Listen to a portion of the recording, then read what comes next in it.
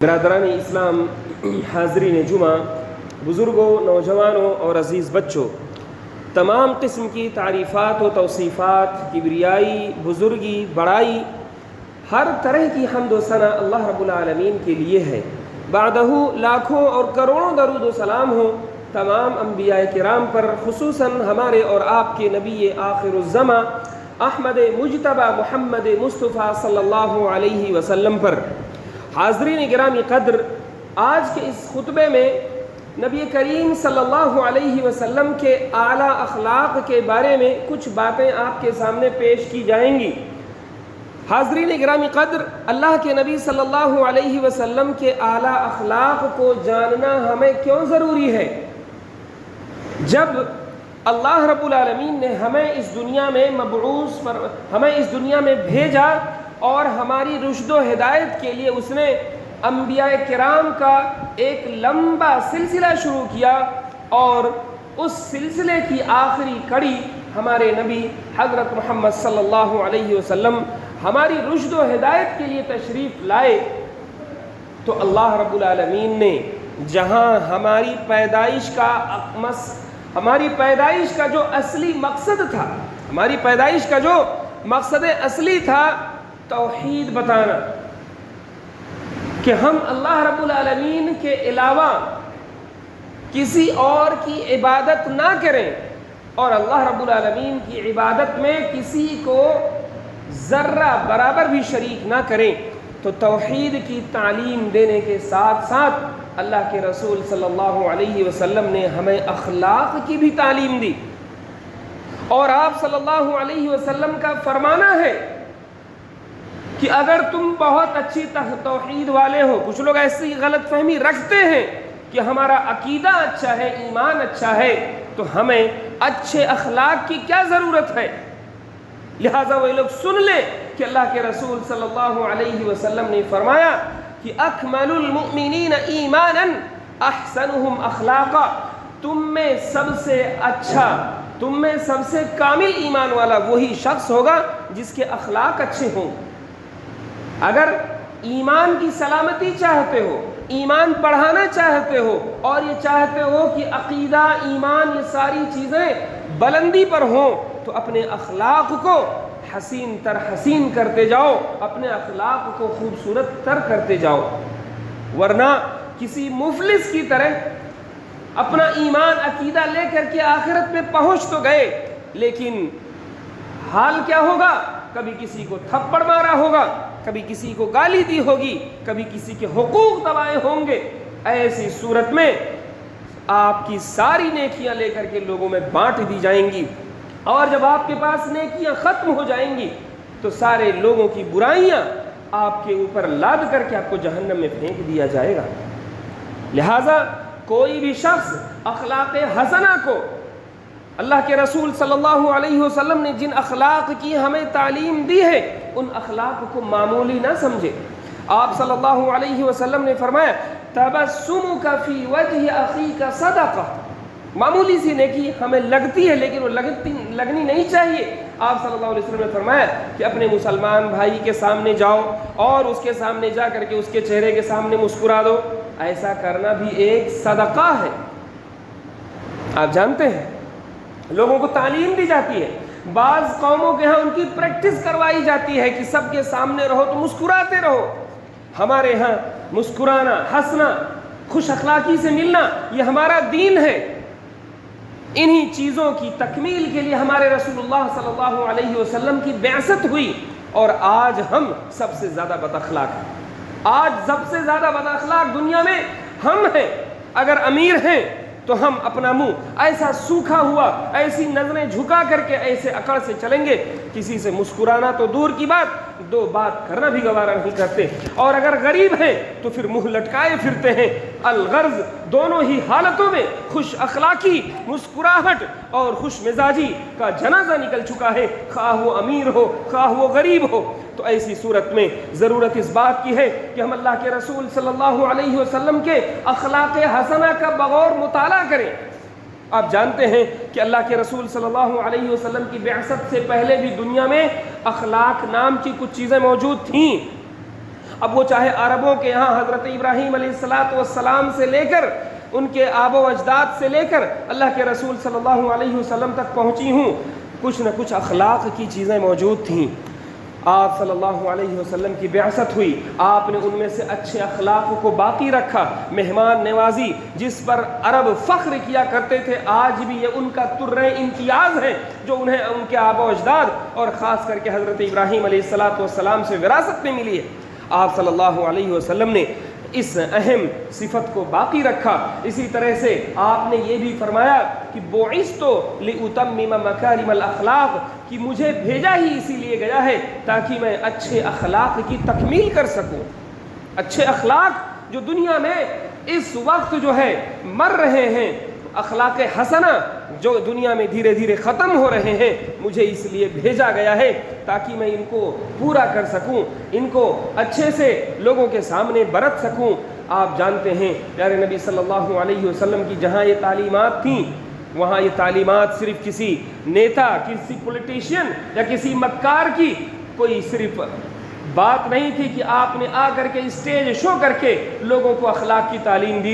دے دی، بلکہ اللہ کے رسول صلی اللہ علیہ وسلم کی جو تعلیمات تھیں، ان تعلیمات پر سب سے پہلے آپ صلی اللہ علیہ وسلم خود کھرا اترتے تھے۔ یہی وجہ ہے کہ ان تعلیمات کا اثر ہوتا تھا۔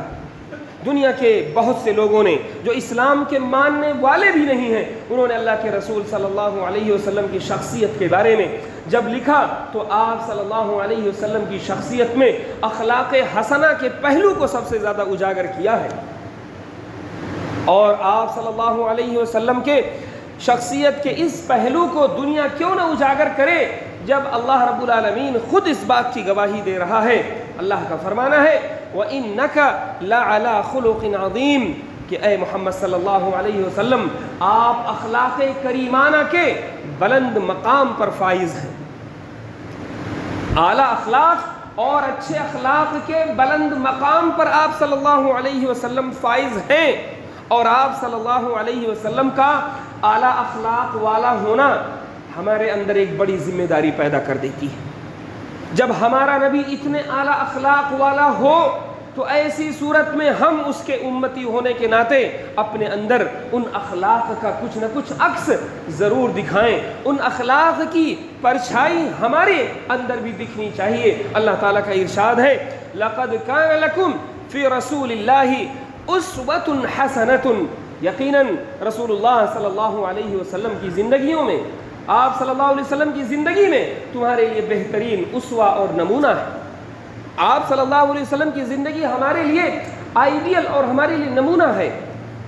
آج ہمارا حال کیا ہے کہ ہماری زندگیوں میں، ہماری نوجوانوں کی زندگیوں میں آئیڈیل نمونہ آخر کون ہوتا ہے؟ وہ لوگ ہوتے ہیں جن کے بارے میں لوگ مجلسوں میں بات کرنا پسند نہیں کرتے، شریف اور شرفا جن کی تصویروں کی طرف دیکھنا پسند نہیں کرتے ہیں۔ آج ہمارے نوجوانوں کی دلوں میں ان کے لیے آئیڈیل ایسے ناچنے والے، ایسے گانے والے اور ایسے ناچنے اور گانے والیاں ان کے لیے آئیڈیل بنتے جا رہے ہیں کہ جن کو چند سالوں پہلے لوگ بے حیائی کا استعارہ سمجھتے تھے، جو بے حیائی کی پہچان مانے جاتے تھے، آج نعوذ باللہ، ہزار بار نعوذ باللہ، ایسے لوگ ہمارے نوجوانوں کے لیے آئیڈیل اور نمونہ بن گئے ہیں۔ جبکہ اللہ تعالیٰ کا فرمانا ہے کہ لَقَدْ كَانَ لَكُمْ فِي رَسُولِ اللَّهِ أُسْوَةٌ حَسَنَةٌ، تمہارے لیے رسول اللہ صلی اللہ علیہ وسلم کے اندر بہترین آئیڈیل اور بہترین نمونہ ہے۔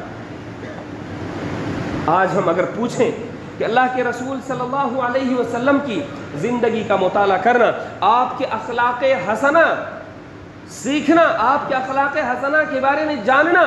اور ان اخلاق کو برتنا، اپنی زندگی میں انہیں اپلائی کرنا کیوں ضروری ہے؟ تو اللہ تعالیٰ کا حکم ہے۔ اللہ تعالیٰ فرماتا ہے وَمَا آتَاكُمُ الرَّسُولُ فَخُذُوهُ وَمَا نَهَاكُمْ عَنْهُ فَانْتَهُوا، کہ اللہ کے رسول صلی اللہ علیہ وسلم جو چیزیں تمہیں دیں انہیں تم لے لو، یہ اللہ کا حکم ہے، اللہ کا آرڈر ہے۔ اور آپ جانتے ہیں جب قرآن و حدیث میں امر کا صیغہ آتا ہے تو وہ وجوب کے لیے آتا ہے، اور جب اللہ تعالیٰ کا حکم آ گیا تو وہ حکم ہمارے لیے واجب ہو گیا۔ لہٰذا اللہ کے رسول صلی اللہ علیہ وسلم چاہے فقہی مسائل بتائیں،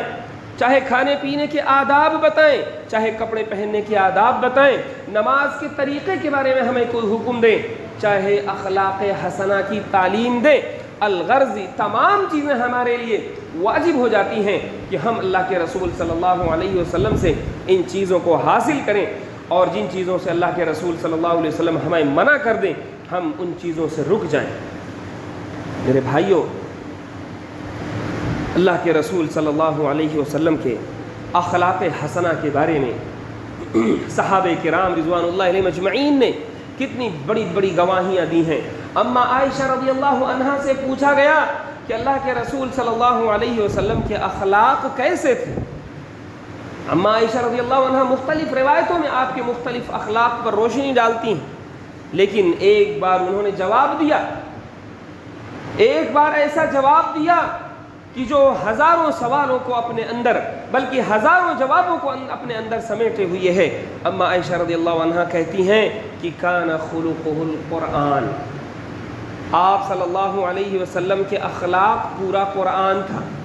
یعنی اللہ رب العالمین نے اپنی کتاب میں جن چیزوں پر چلنے کا حکم دیا، اللہ کے رسول صلی اللہ علیہ وسلم ان چیزوں پر ویسے ہی چل کر دکھاتے تھے جیسے اللہ رب العالمین کی مرضی ہوا کرتی تھی۔ یہ اما عائشہ رضی اللہ عنہا کی گواہی ہے کہ کان خلقہ القرآن، آپ صلی اللہ علیہ وسلم گویا کی زمین پر چلتا پھرتا قرآن تھے۔ قرآن میں اللہ نے جن چیزوں کی تعلیم دی ہے، جن اچھے اخلاق کی تعلیم دی ہے، وہ ساری چیزیں نبی کریم صلی اللہ علیہ وسلم کی زندگی میں، آپ صلی اللہ علیہ وسلم کی حیات طیبہ میں چلتی پھرتی ہوئی نظر آتی تھی۔ یعنی اگر کسی کی اخلاق کو سند دینی ہو کہ فلاں کے اخلاق فلاں جیسے ہیں، فلاں کے اخلاق فلاں جیسے ہیں، تو اس سے بڑی سند اور کیا ہو سکتی ہے کہ فلاں کے اخلاق تو قرآن جیسے۔ یہ اما عائشہ رضی اللہ عنہا کی گواہی ہے پیارے نبی کریم صلی اللہ علیہ وسلم کے بارے میں، اور کسی کے دل میں یہ شک و شبہ نہیں پیدا ہونا چاہیے کہ اپنے لوگ اپنوں کی گواہیاں دیتے ہیں۔ آپ جانتے ہیں کسی کے اخلاق کے بارے میں، کسی کے عادات کے بارے میں اگر اپنی گواہی نہ دے تو کون دے؟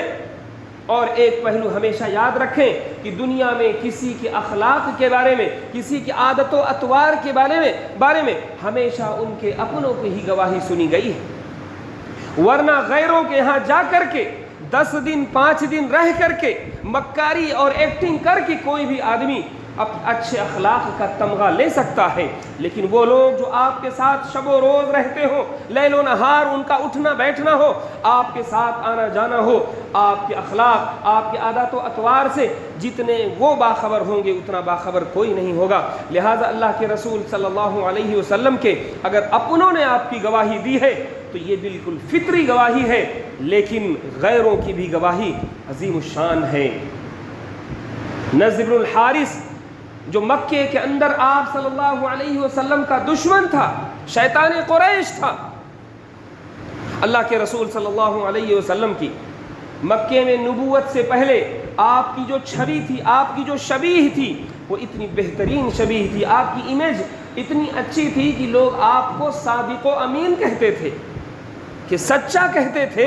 اور اسی طرح سے امانت دار کہتے تھے۔ حتیٰ کہ نبوت مل گئی، نبوت ملنے کے بعد لوگ آپ کے جان کے در پہ ہو گئے، آپ کے دشمن ہو گئے، اس کے باوجود یہی کفار اپنی امانتیں پیارے نبی صلی اللہ علیہ وسلم کے پاس رکھتے تھے، اس یقین کے ساتھ کہ ہم اگر اس کا اتباع نہیں کرتے ہیں تو نہ کریں، لیکن اس سے بڑھ کر امانت دار کوئی نہیں۔ اللہ کے رسول صلی اللہ علیہ وسلم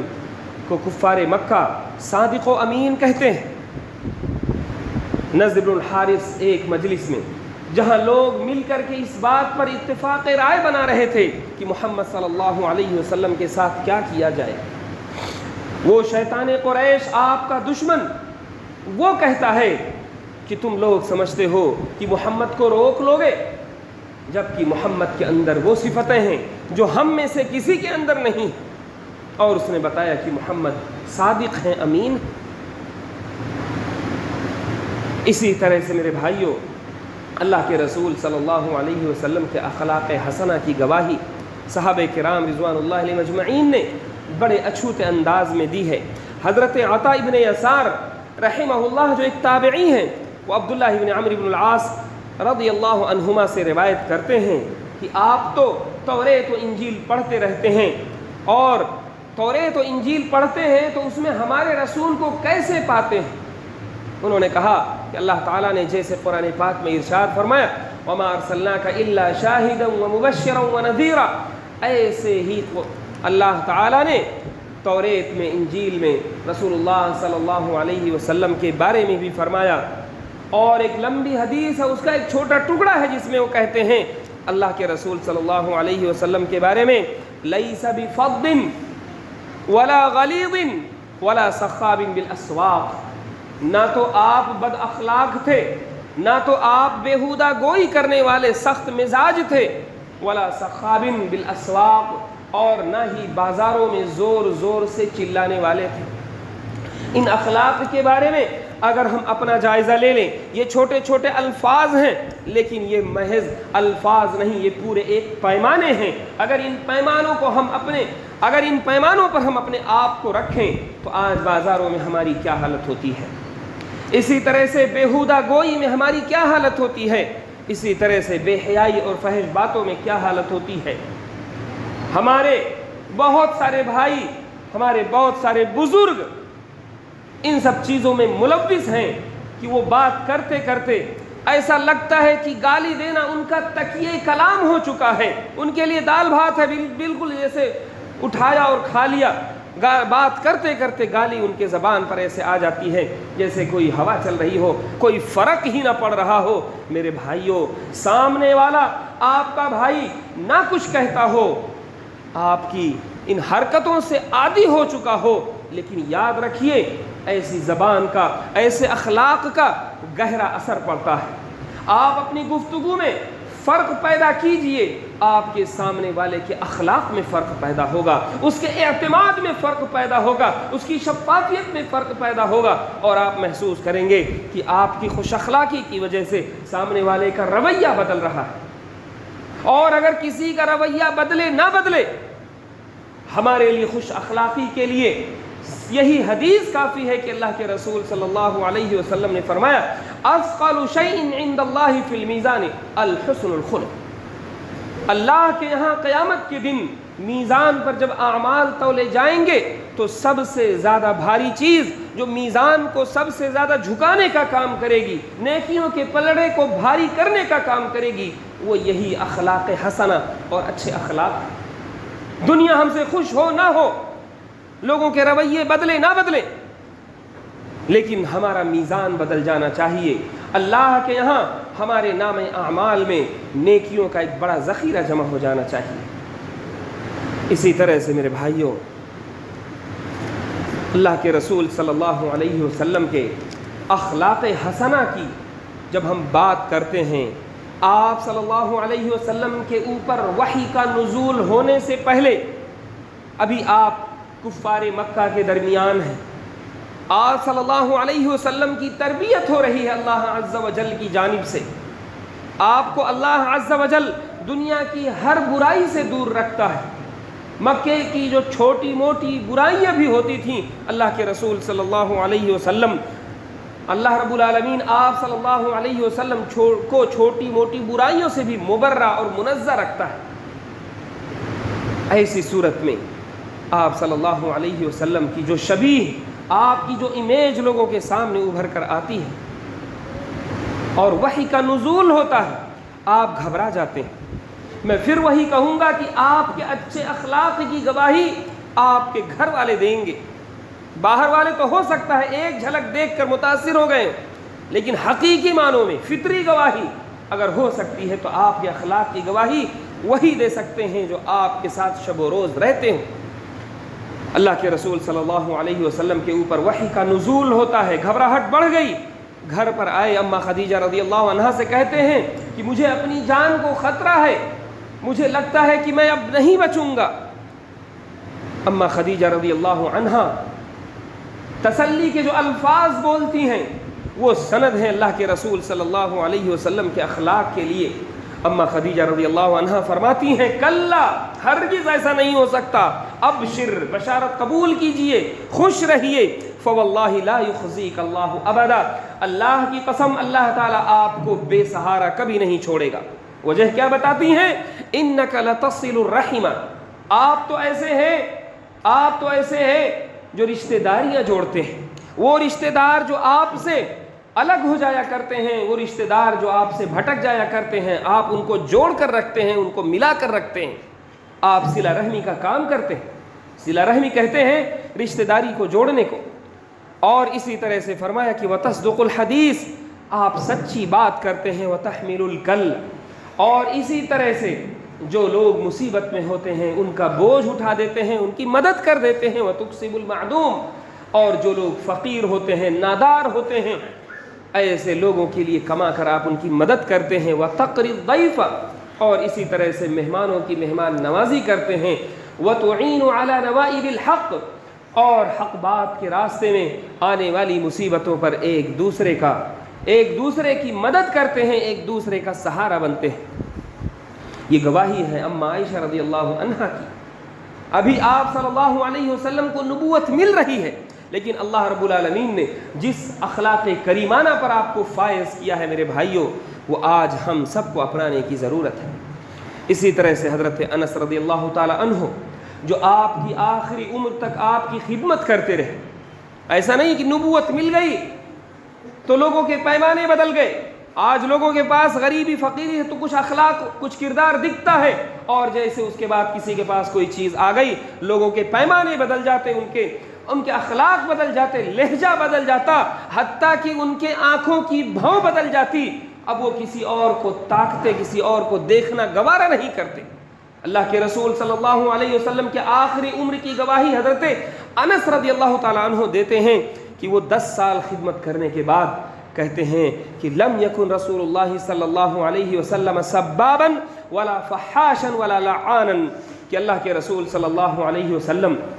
اپنے زبان مبارک سے کبھی گالی نہیں نکالتے تھے، ولا فحاشا، اور نہ ہی کبھی آپ بیہودہ گوئی کرتے تھے، ولا لعانا، اور نہ ہی کبھی لعن و طعن کرتے تھے۔ آپ صلی اللہ علیہ وسلم کبھی بھی لعن و طعن نہیں کرتے تھے۔ آج ہم لوگوں کے لیے تو تکیے کلام ہو چکا ہے کہ جب تک لعن طعن الٹا پلٹا جب تک کسی کو نہ بول دیں، ایسا لگتا ہے کہ جیسے کسی کے دل میں وہ تسلی، وہ اطمینان آتا ہی نہیں ہے۔ میرے بھائیوں، اللہ کے رسول صلی اللہ علیہ وسلم ان تمام برائیوں سے پاک تھے۔ حضرت انس رضی اللہ تعالیٰ عنہ کہتے ہیں کہ اگر بہت زیادہ ناراض ہو جاتے تھے، کسی کو ڈانٹنا ہوتا تھا تو صرف اتنا کہتے تھے، کچھ لوگوں کو کیا ہو گیا ہے کہ وہ ایسا اور ایسا کر رہے ہیں۔ یہ وہ طریقہ تھا جو عقل مندوں کے لیے اشارے کا طریقہ ہوا کرتا تھا۔ عقل مند ہوتا ہے تو وہ اشارے سے سمجھ لیتا ہے، اور وہ اپنی برائی پر وہیں رک جاتا ہے، وہیں وہ اسٹاپ لگا دیتا ہے، اور وہ پھر اپنی برائی کو اچھائیوں میں تبدیل کرتا ہے۔ تو ضرورت اس بات کی ہے کہ ہم اللہ کے رسول صلی اللہ علیہ وسلم کے اخلاق حسنہ کو سمجھیں، آپ صلی اللہ علیہ وسلم کے اخلاق کریمانہ کو اپنی زندگی میں اپنانے، اور اپنی زندگی میں اپنے روزمرہ کے کاموں میں اسے اپلائی کرنے کی اللہ رب العالمین توفیق عطا فرمائے۔ اے اللہ رب العالمین، اس وقت مسلمان دنیا کے کسی بھی خطے میں پریشان حال ہیں، ستائے جا رہے ہیں، تو اللہ تو ان کی غیب سے مدد فرما دے۔ اے اللہ رب العالمین، ظالموں کے پنجے استبداد کو توڑ کر کے رکھ دے۔ اے اللہ رب العالمین، ہم میں سے جو لوگ اس دنیا سے جا چکے ہیں ان کی قبروں کو تو نور سے بھر دے۔ اے اللہ رب العالمین، ہم میں سے جو لوگ قرض دار ہیں ان کی قرض کی ادائیگی کا تو بہترین انتظام فرما دے۔ اے اللہ رب العالمین، ہم میں سے جو لوگ بیمار ہیں انہیں تو شفائے کامل و عاجل عطا فرما دے۔ اے اللہ رب العالمین، تو جب تک ہمیں اس دنیا میں رکھ، ایمان و اسلام پر رکھ، اور جب ہمارا خاتمہ ہو تو ایمان پر ہو۔ اقول قولی ھذا واستغفر اللہ لی ولکم ولسائر المسلمین فاستغفروہ من کل ذنب انہ هو الغفور الرحیم۔